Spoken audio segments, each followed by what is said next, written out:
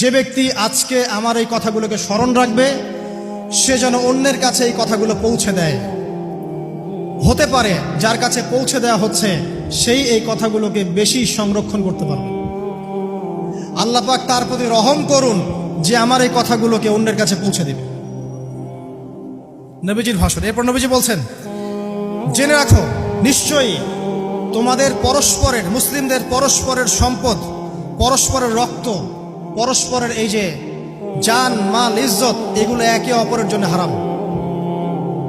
মুসলিমদের পরস্পরের রক্ত, পরস্পরের ইজ্জত সম্মান একে অপরের জন্য হারাম। এর হানি করা একে অপরের জন্য হারাম।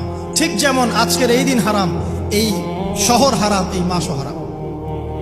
নবী করিম সাল্লাল্লাহু আলাইহি ওয়াসাল্লাম বলছিলেন, জেনে রাখো তিনটা বিষয়ে যেন তোমাদের অন্তর কখনো খেয়ানত না করে।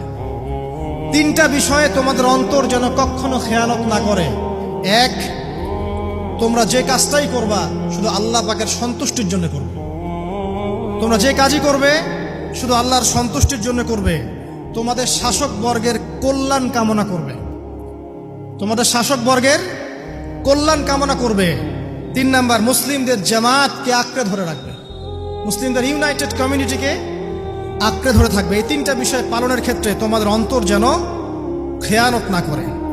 এদিন সূর্য ঢলে যাওয়ার পরে নবী সাল্লাল্লাহু আলাইহি ওয়াসাল্লাম আরো বললেন, শুনে রাখো হে মানব জাতি, এটা ভালো করে শোনেন, শুনে রাখো হে মানব জাতি, নিশ্চয়ই আমি মুহাম্মদ সাল্লাল্লাহু আলাইহি ওয়াসাল্লাম জাহেলি যুগের যত কুপ্রথা আছে সমস্ত কুপ্রথাকে আমার পায়ের তলে পিষ্ট করে গেলাম। জাহেলি যুগে কি ছিল ভাই?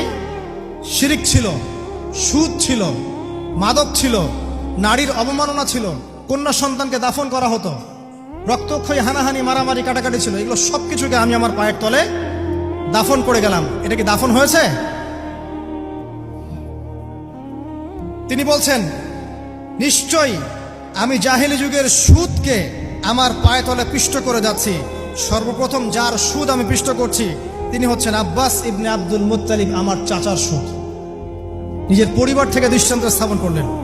তিনি আরো বললেন, হে উপস্থিত জনগণ, তোমরা মেয়েদের ব্যাপারে সতর্ক থাকবে এবং তোমাদের স্ত্রীদের ব্যাপারে সতর্ক থাকবে, তাদের হকের ব্যাপারে সতর্ক থাকবে, কেননা তোমরা তাদেরকে আল্লাহর কালিমার মাধ্যমে হালাল করে নিয়েছো। অতএব তাদের ব্যাপারে তোমরা সতর্ক থাকবে।